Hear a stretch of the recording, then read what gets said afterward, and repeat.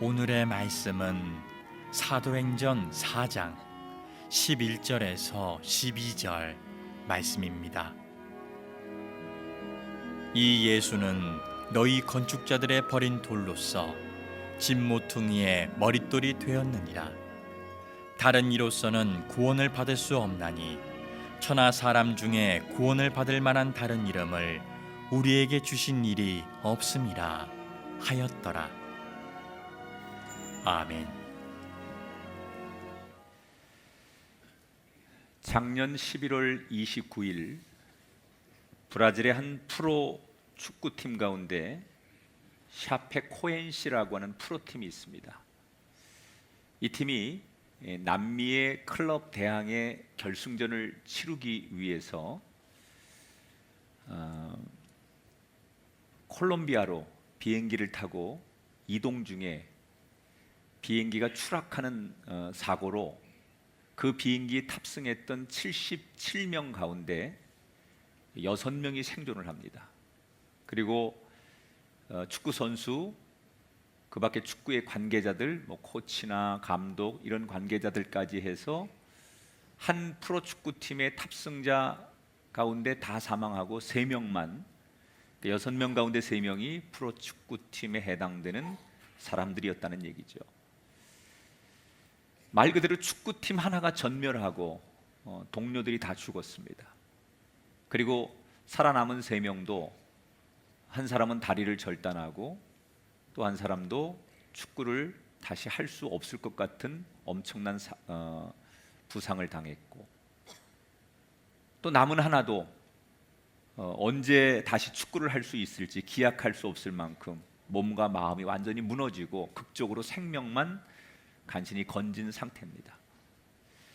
여러분, 살아남은 이 3사람이 감사도 하지만 같이 늘 그라운드에서 운동을 했던 동료들이 다 죽고 자기들만 살아남은 그 죄책감, 그리고 그 트라우마에 그들은 너무 괴로워서 다시는 축구를 할 생각조차도 엄두를 내지 않았습니다.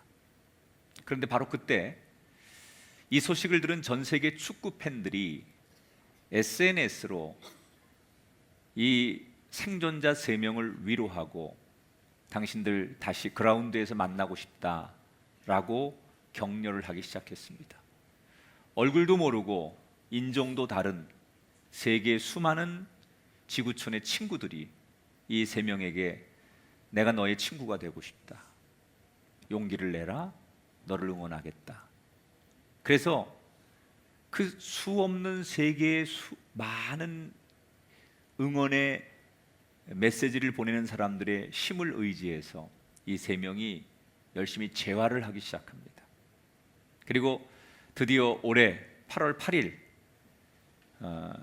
FC 바르셀로나라는 유럽의 명문 클럽팀이 자원해서 이 팀하고 친선 경기를 치르겠다고 해서 감격스러운 친선 경기를 치르게 됩니다. 이때 부상당했던 그 생존자 가운데 몇 명이 나와서 정말 오랜만에 밝은 모습으로 세계 축구 팬들에게 인사하고 경기와 결과와 상관없이 그들이 다시 일어났다는 것에 대한 그 의미를 전하며 감동 어린 경기가 펼쳐졌다고 합니다. 우린 인생을 살다 보면 크고 작은 어려움들을 만날 때가 많습니다. 그 어려움들을 만나면 인간은 감정적으로 두려움이라는 생각을 다 갖게 됩니다. 두렵지요. 그래서 되게 많은 사람들은 이 두려움의 감정을 이기기 위해서 주로 술을 마시거나 쾌락을 쫓아가거나 세상의 방법을 선택합니다. 그런데 두려움을 이기려고 술을 선택하고 세상의 방법을 선택하지만 잠시는 오늘 밤은 두려움을 잊게 해줄지 몰라도 내일 아침이 되면 다시 여전히 두려움은 내 앞에 존재한다는 거예요. 그래서 우리 인간이 평생을 살아가면서 만나는 이 두려움의 문제를 어떻게 극복할 것이냐. 오늘 사도행전 4장에 보면 베드로와 요한이 말 그대로 살아가는 인생 속에 너무 큰 어려움과 두려움의 문제를 만났지만 그 문제를 임시 방편의 방법이 아닌 아주 근본적으로 해결하는 이야기를 소개해 주고 있어요. 자, 지난 시간에 성전 앞에서 구걸하던 안진뱅이를 고친 베드로와 요한의 이야기를 소개해 드렸습니다. 자, 이 모습을 지켜보던 사람들이 베드로와 요한이 안진뱅이를 예수님의 이름으로 일으키니까 사람들이 막 몰려들어서 베드로 요한에게 묻는 거예요. 도대체 이게 어떻게 된 일이냐? 당신들에게 도대체 무슨 능력이 있길래 이런 일이 일어날 수 있는 거냐?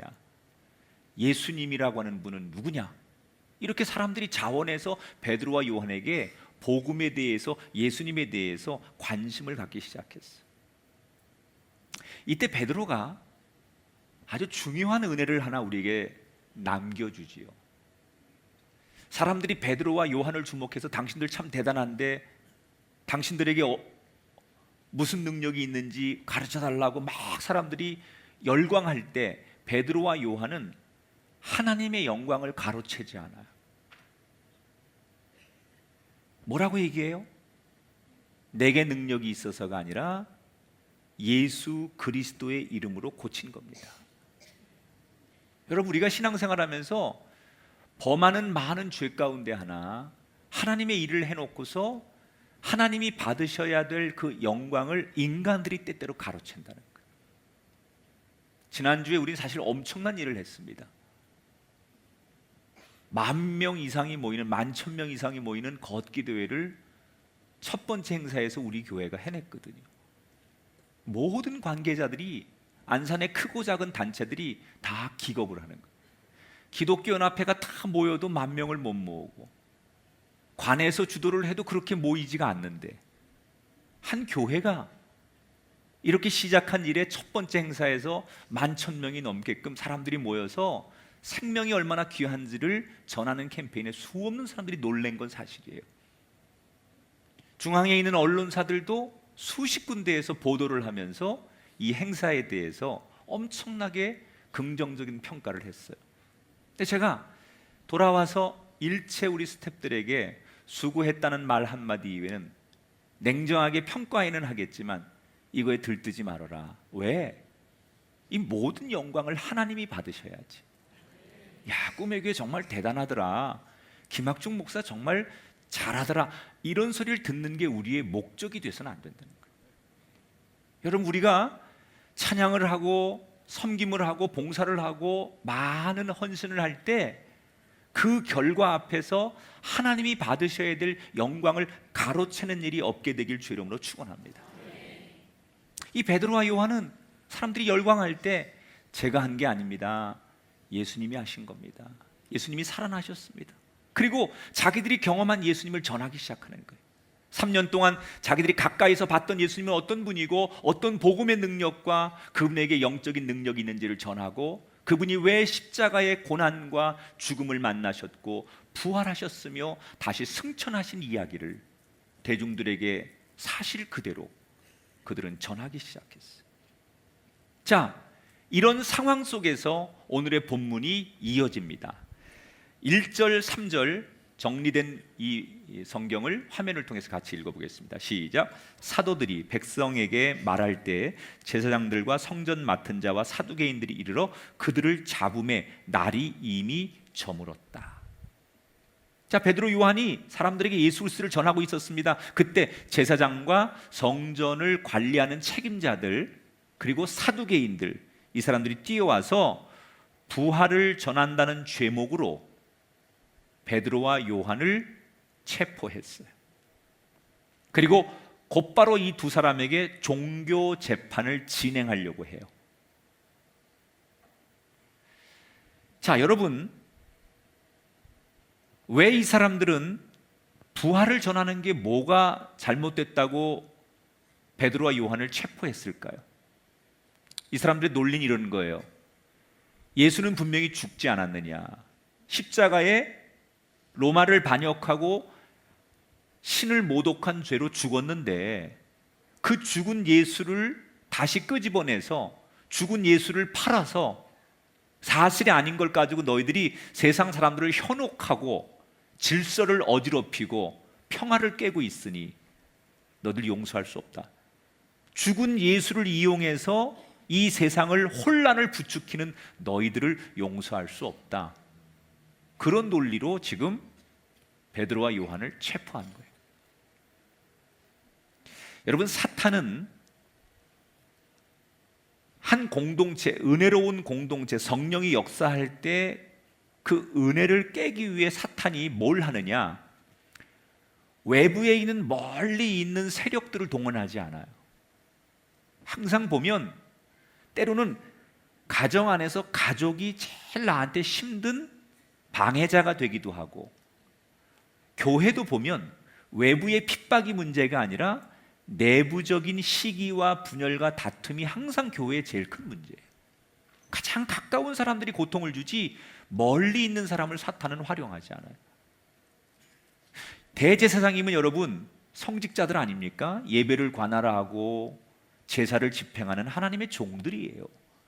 그리고 성전을 늘 책임지는 사람들, 이 사람들은 성전에서 일을 하는 사람들이에요. 사두개인들 똑똑한 사람들이에요. 하나님을 믿는 사람들이에요. 다만 부활이라든지 이런 거를 받아들이지 않는 사람들이지, 이 사람들이 하나님을 부인하는 사람들이 아니에요. 같은 유대인들이에요. 로마의 지배를 받고 있는 이스라엘이 같은 동족끼리 힘을 합치고 서로 위로하고 감싸줘도 될까 말까인데, 같은 동족끼리 고발하고 고소하고 분열하고 시기하고 미워하고 지금 그런 일이 생긴 거예요. 외부의 적이 아니라 내부의 분열과 시기와 다툼, 이걸 우리는 비뚤어진 영성이라고 해요. 교회를 다니는 분들이 열심히 하죠. 자기 기준으로 주일도 성수하고 어떤 직책을 맡기면 참 열심히 해요. 그리고 정말 규칙을 지켜요. 그런데 뭐가 문제냐? 비뚤어진 영성을 갖는 분이 있어요. 열심히 안 하는 게 아니야. 차라리 교회를 안 다니거나 이단이거나 외부의 세력이면 딱 규정이 되는데, 그게 아니고 분명히 같은 교회에 있고 같은 공동체 안에 있는데 그게 우리를 불편하게 하는 거예요. 잘못된 비뚤어진 영성이, 기준이 잘못된 거죠. 하나님이 기준이 되는 게 아니라 자기가 기준이 되어서 자기 의가 옳다는 거죠. 지금 제사장들과 성전 맡은 사람들과 책임자들과 사두개인들이 바로 그런 사람들 아닙니까? 자기의 기준으로. 자, 조금 더 들어가면 누가복음에서 이미 한번 언급을 했듯이 왜 이 사람들이 그렇게 예수님과 예수님의 제자들을 미워할 수밖에 없었느냐? 이유는 지금 많은 사람들이 예수님을 따르고 예수님을 믿는 것은 이 유대 종교 지도자들의 입장에서 보면 자기들이 누리고 있는 힘을 뺏긴다고 생각하는 거예요. 적어도 예수님이 활동을 하기 전까지는 이 유대 땅에서 종교적인 권력, 뭐 그게 성전에서 예배를 드리든 어떤 뭐 세금을 징수하든 어떤 법을 제정하든 모든 힘들이 이 유대 종교 지도자에게 있었어요. 그런데 어느 날 예수님이 딱 나타나면서 자기들이 가지고 있던 모든 힘과 질서가 예수님께 막 빠져나가는 거예요. 이걸 견딜 수가 없는 거죠. 다 자기들 손에서 움직였던 것들이 지금 자기들이 통제가 안 되는 상황으로 가니까 그 예수님의 인기가 끝없이 올라가고 예수님을 따르는 사람들이 너무너무 많아지기 시작하니까 방법은 한 가지밖에 없었어요. 예수를 죽여서 원인을 제거하는 거였어요. 그래서 예수를 죽였어요. 말도 안 되는 재판이죠. 예수님을 재판했던 그 산헤드린 공회, 그 다음에 로마의 재판은 재판에 ABC가 없는 재판이에요. 여론몰이 막 갖다 뒤집어 쓰여가지고 그냥 곧바로 처형하고 있을 수 없는 일로 예수님을 죽인 거예요. 힘의 논리에 의해서. 자, 이 사람들은 예수를 죽이면 다 끝날 줄 알았어요. 그러면 다시 자기들이 원하는 것을 누리고 자기들에게 힘이 주어진다고 생각했어요. 그런데 웬일입니까? 예수 죽이면 끝날 줄 알았는데 예수를 죽였는데 예수님보다 더 위험한 존재들이 나타났어요. 그게 예수님의 제자들이에요.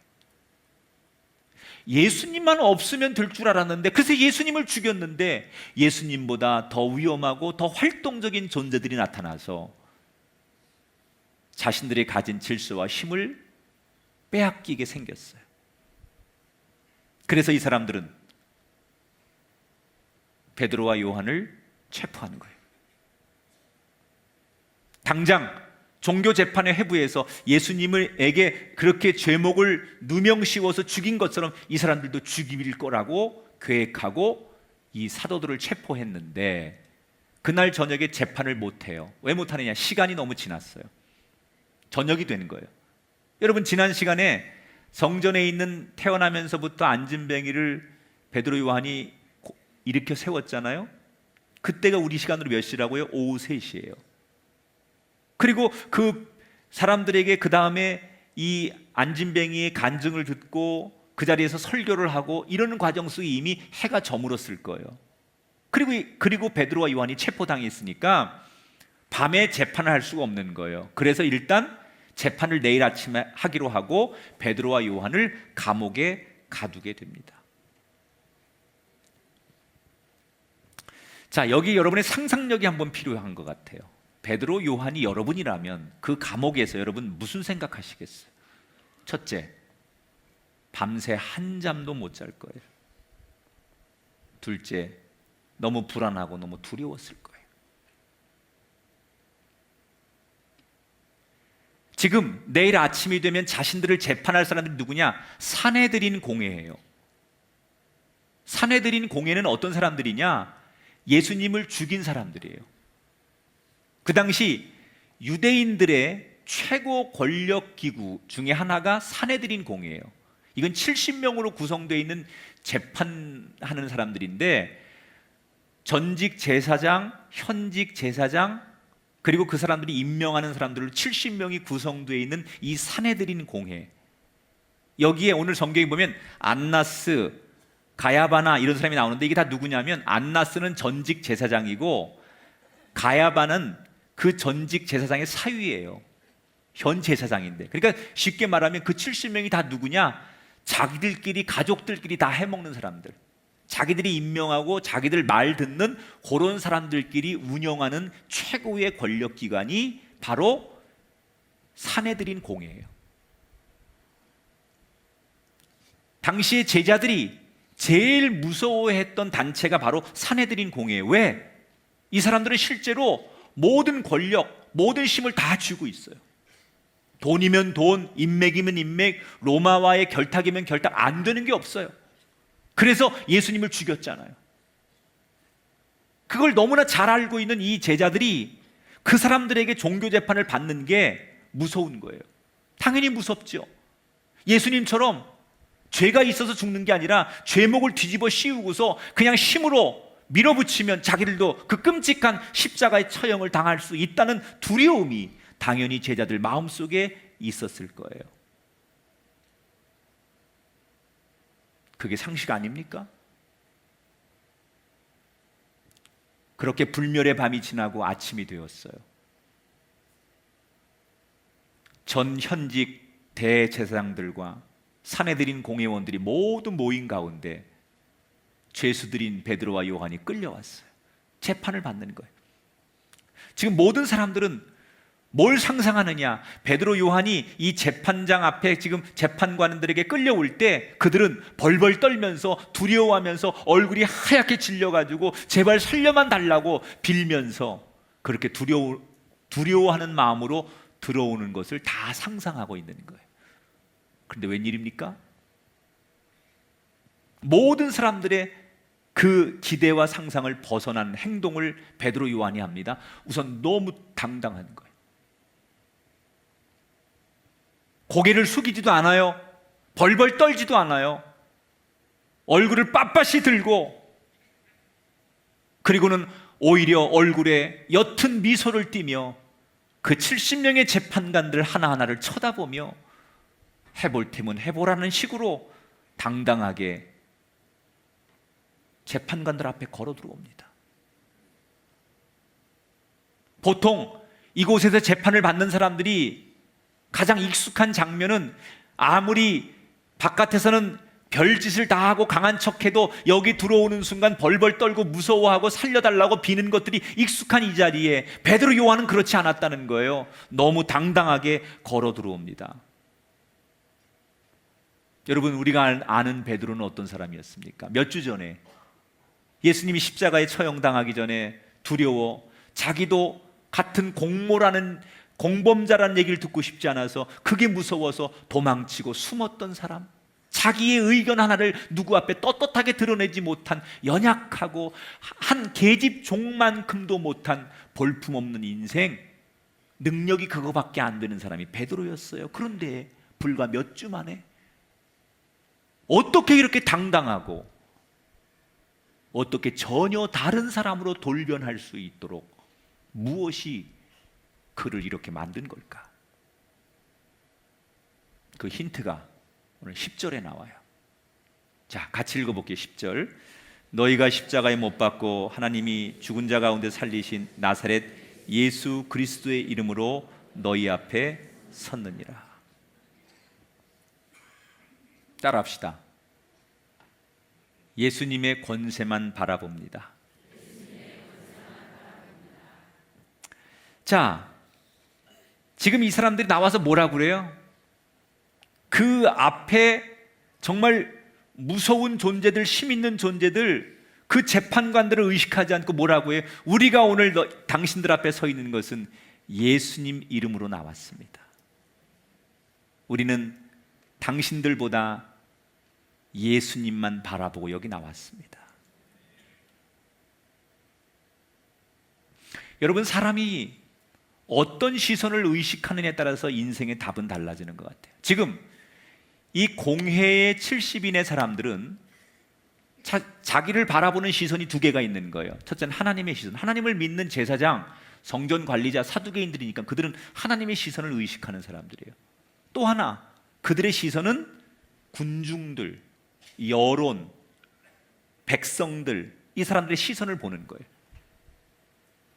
그런데 이 공회 사람들은 하나님의 시선을 의식하는 것보다는 사람들이 뭐라고 하는지, 여론, 인기, 이걸 의식하느라고 하나님의 시선을 외면하는 거예요. 만약에 그들이 하나님의 시선을 똑바로 봤다면 예수님을 죽이지도 않았을 거고 지금 이 사도들을 붙잡지도 않았을 거예요. 하나님의 시선을 외면하고 뭐예요? 오직 세상의 여론, 사람들의 시선을 주목하다 보니 예수님을 죽이는 거예요.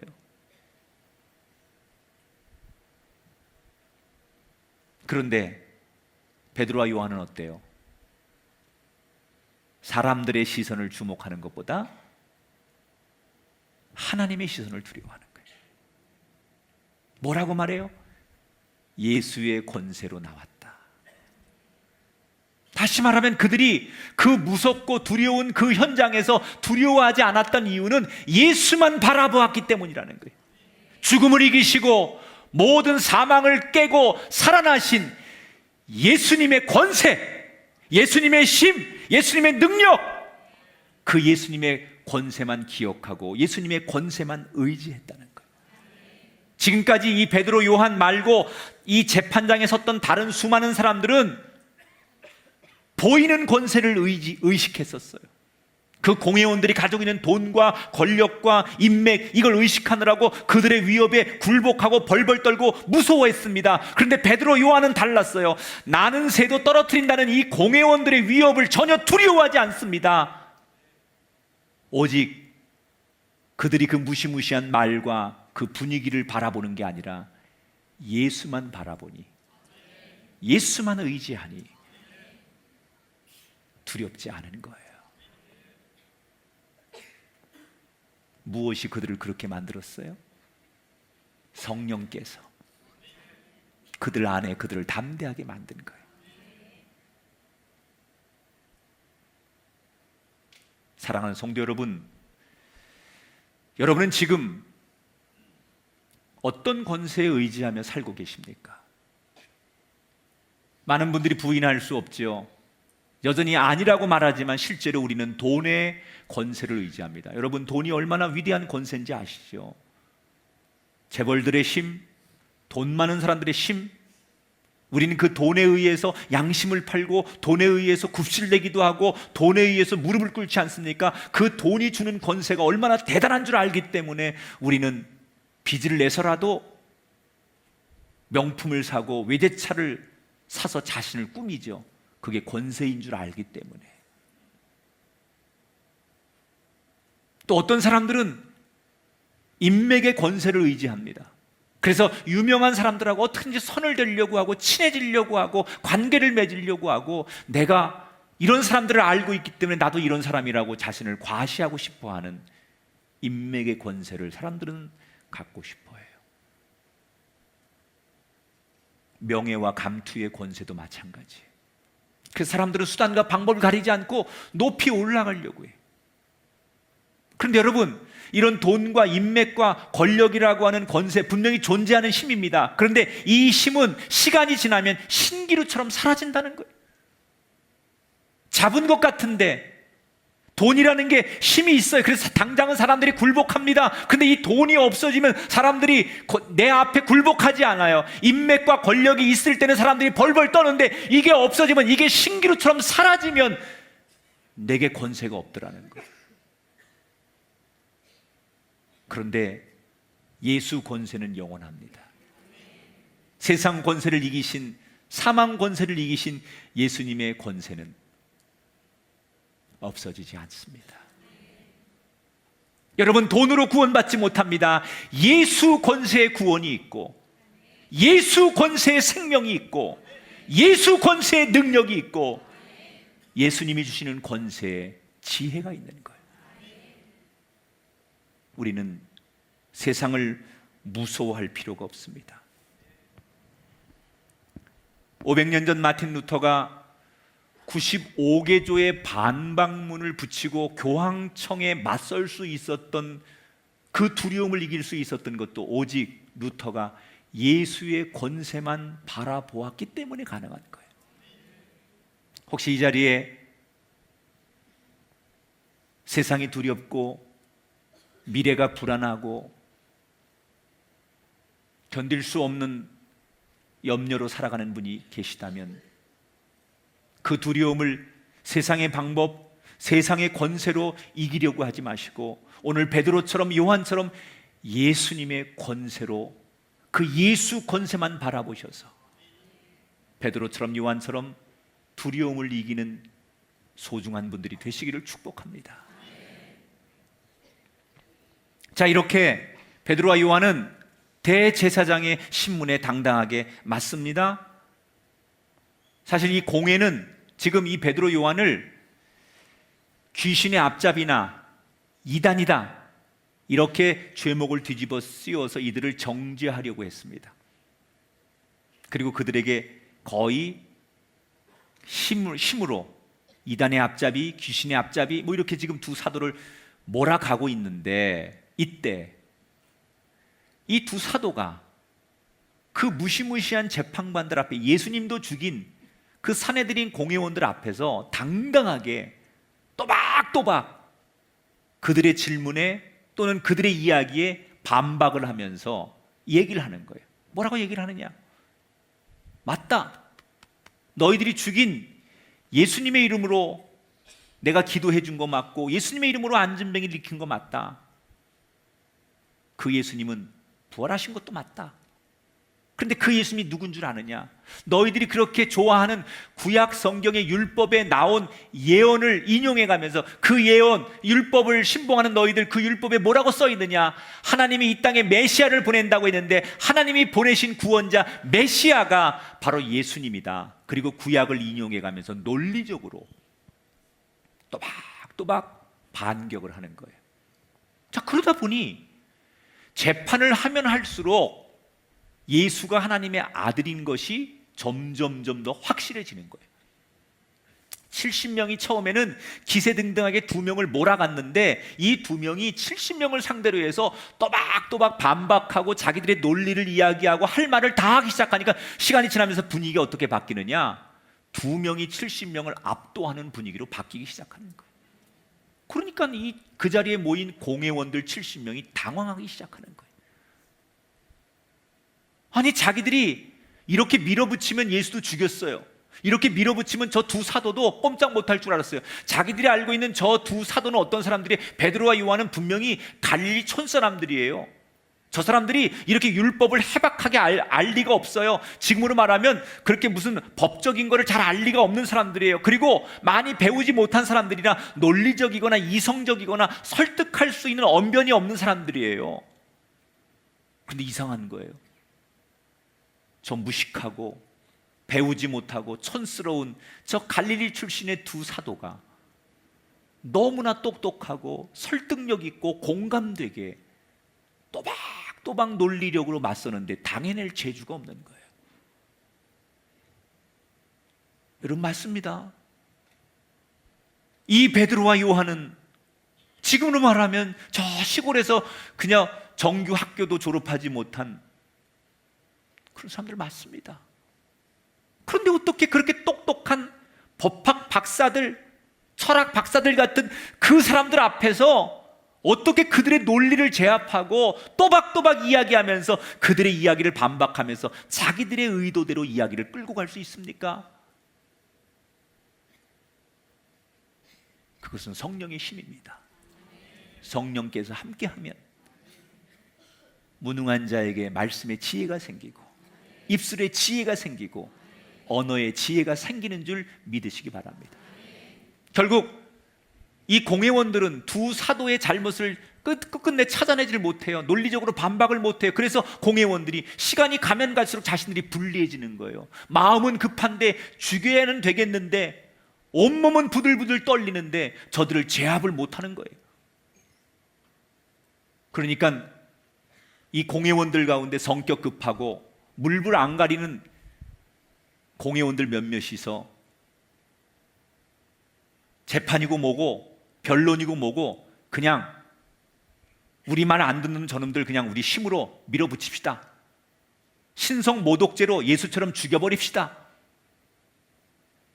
예수도 그렇게 죽였으니까 저놈들도 신성 모독죄로 그냥 밀어붙입시다. 죽이면 되잖아요. 그러면 다 끝나는 겁니다.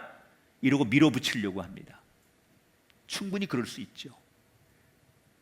그런데 공회원들이 결국 그렇게 못합니다. 죽일 수 있는데 못해요. 그리고 이 두 사도들을 잠시 휴정하고 밖에 내보낸 다음에 자기들끼리 이 재판관들끼리 회의를 하는 거예요. 그리고 아주 오랜 자기들끼리 논쟁을 벌여요. 옥신각신하다가 어떤 결론을 내리느냐, 17절 18절에 나오는 결론을 내리죠. 같이 읽어볼게요. 이것이 민간에 더 퍼지지 못하게 그들을 불러 경고하여 도무지 예수의 이름으로 말하지도 말고 가르치지도 말라 하니. 자, 이 공회의 최종 결정이 뭐였어요? 사도들을 위협하고 경고하는 것으로 그들을 석방시켜 주는 거예요. 다시 말하면 이런 거죠. 너희들 오늘은 풀어줄 텐데 밖에 나가서 두 번 다시 예수 언급하면 안 돼. 그때는 진짜로 죽어. 오늘은 너희들 운 좋은 줄 알아. 그냥 풀어줄 건데 밖에 나가서 두 번 다시 예수를 언급하지 마. 그리고 이 두 사도를 풀어줬다는 거예요. 아, 이 재판관들이 공의로운 재판관이고 뭐 법을 지켰기 때문에 그런 게 아니에요. 두 사도가 풀려나가서 이 걸어나가는 뒷모습을 보면서 나머지 70명들이 온몸을 부들부들 떨기 시작합니다. 저놈들을 죽였어야 되는데 우리가 죽이지 못하고 저렇게 제 발로 걸어가게 만들다니 수치와 모욕감을 느껴요. 여러분, 우리 하나님은 참 멋진 분이에요. 그들이 죽을 수밖에 없는 복음이 예수님의 능력이 전해지지 못하도록 막으려고 하는 재판을 오히려 만천하에 예수님의 부활과 예수님의 복음을 전할 수 있는 기회로 바꾸셨어요. 위기를 기회로 바꾸시는 거예요. 여러분의 인생에 이런 축복이 일어나길 바랍니다. 삶의 위기와 여러분 고통이 오히려 그것이 여러분 인생의 전화위복 하나님의 기회가 되길 주 이름으로 축원합니다. 그러면 여기서 궁금한 거, 왜 이 사내들인 공회원들이 이 두 사도를 죽이지 못하고 온몸을 부들부들 떨면서 그들을 풀어준 걸까? 어떻게든지 죄목을 뒤집어 씌우고 밀어붙이면 됐을 텐데 왜 죽이지 못하고 풀어줄 수밖에 없었느냐? 이유가 있어요. 자, 21절에 가볼게요. 관리들이 백성들 때문에 그들을 어떻게 처벌할지 방법을 찾지 못하고, 누구 때문에요? 백성들 때문에 다시 위협하고 놓아주었다. 앞서서 말한 대로 이 공회원들은 하나님의 시선, 하나님의 뜻보다는 민심이 더 무서웠던 사람들이에요. 여러분, 우리는 세상의 눈길보다 하나님의 눈을 더 무서워해야 하는 사람이 그리스도인이에요. 언제나 하나님의 시선이 먼저인 사람이 되시기 바랍니다. 사람들 눈에만 좋으면 안 돼요. 하나님 눈에 좋아야 돼요. 그런데 이 종교 지도자들은 거꾸로였어요. 하나님의 뜻보다는 민심이 더 무서운 거예요. 그래서 지금 자기들을 이 재판 과정을 지켜보는 수없는 민심들이 있어요. 그 사람들이 뭐라고 말해요? 다 이 두 사도의 편이에요. 거기는 어떤 사람들이 와 있느냐? 어제 그 성전에서 안진뱅이로 있다가 고침받은 그 안진뱅이를 비롯해서 그 예수님을 믿겠다고 막 뜨거운 성령을 체험하고 은혜 체험하고 부활하신 주님을 만나고 찾아온 수없는 사람들이 지금 재판을 보고 있는 거예요. 바깥에서 소란을 피우진 않았지만 다 이들은 암묵적으로 베드로와 요한이 부활하신 예수님을 얘기할 때 예수님이 죽지 않았습니다, 살아났습니다, 그 예수님의 이름으로 기도하면 능력이 나타납니다, 이런 얘기를 할 때마다 뒤에 있는 군중들이 암묵적으로 동의를 하는 거예요. 맞습니다, 우리가 그 증인입니다. 그 안진뱅이 같은 사람은 아마 밖에서 울면서 저 사도들의 말이 맞습니다, 나는 안진뱅이였는데 저분들이 예수의 이름으로 나를 일으켜 주셨습니다, 나를 고쳐주셨습니다, 내가 증인입니다. 그리고 울면서 그들은 항변했을 거예요. 이 70명의 재판관들이 처음에는 이 두 사람만 불러다가 그냥 인민재판, 여론재판식으로 밀어붙여서 죽이려고 했는데 저 밖에 있는 민심들이, 밖에 증인들이 이 사도들을 변론해 주는 거예요. 그래서 그들은 그 민심이 무서워서 이 사도들을 변호해 주는 증인들이 너무 많아서 둘을 죽일 수가 없었던 거예요. 여기 중요한 메시지가 하나 있어요. 오늘날 한국교회나 신앙과 믿음을 지키는 성도들이 참 어려운 시대예요. 그 어느 때보다도 신앙을 지키고 믿음을 지키고 하나님 앞에 우리가 이 거룩하게 살아간다는 게 참 힘든 세상이에요. 얼마나 많이 우리를 괴롭히는지 몰라요. 그런데 여러분, 그 세상에 우리를 힘들게 하고 우리를 넘어뜨리려고 하는 그 사람들 앞에서 그 두려움을 이기는 방법 중에 하나가 뭐냐? 왜 한국교회가 지금 힘을 잃어가고 있느냐? 저는 그 이유가 우리가 증인으로 살지 않기 때문에 그래요. 세상은 이 두 사도를 넘어뜨리고 어떻게 죽이려고 하는 것처럼 모든 세상의 언론과 기관과 힘과 모든 것들이 하나님의 진리를 막으려고 하고, 여러분, 예수님의 부활을 부인하려고 하고 신앙을 인정하지 않으려고 해요. 그런데 우리가 그것을 막아내는 유일한 힘이 뭐냐? 비록 우리가 숫자가 많지 않아도 내가 만난 예수님을 내 입으로, 내 삶으로 증언해야 돼요.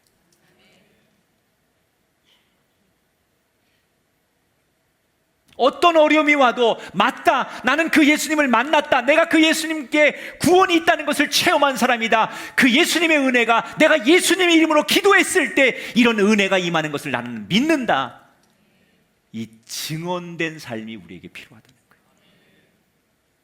그런데 오늘 우리는 예수님을 믿기는 믿는데 증언을 안 해요. 증인은 안 하려고 해요. 나만 조용히 예수 믿어요. 우리만 조용히 예수 믿는 것으로 만족해. 아니에요. 진짜 우리에게 필요한 건 내가 예수 믿는 것을 증언하는 인생이 필요한 거예요. 그래야 두려움을 이겨요. 야, 저 사람 보니까 예수가 진짜 있는 것 같아. 야, 저 사람 보니까 기도의 능력이 존재하는 것 같아. 저 사람 보니까 교회가 좋은 데인 것 같아. 저 사람 보니까 예수 믿어야 될 것 같아. 이게 뭐예요? 내가 그 누군가에게, 세상 사람들에게 예수쟁이로 증언이 되는 삶을 살면 세상을 겁낼 이유가 없어요. 왜? 우리가 예수의 증인으로 살면 그 뒤는 하나님께서 돌보시고 책임져 주십니다. 하나님을 위해서 예수님의 증인으로 우리가 산다는데 그 뒷일을 하나님께서 책임져 주시지 않겠습니까? 여러분이 무슨 일을 하든지 어디를 가든지 여러분의 인생을 하나님이 책임져 주신다는 거예요. 오늘 우리에게 필요한 건 예수 증인이 되는 거예요. 증인이 되라고 하면 우리는 굉장히 거창한 생각을 많이 하는데 아니에요. 우리의 말 한마디, 우리의 작은 행동, 우리의 표정 하나가 예수님을 증언하는 거예요. 사도 바울이 고린도 후서 2장 15절에 이런 얘기합니다. 같이 읽어봐요. 우리는 구원받는 자들에게나 망하는 자들에게나 하나님 앞에서 그리스도의 향기라.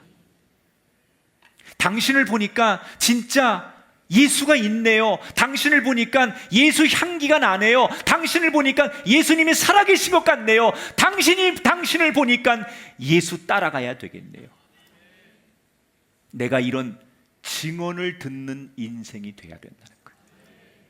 그래야 이 세상이 두렵지 않아요.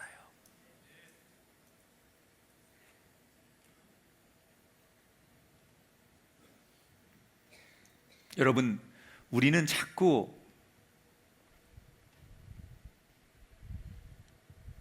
예수님을 감추려고 해요.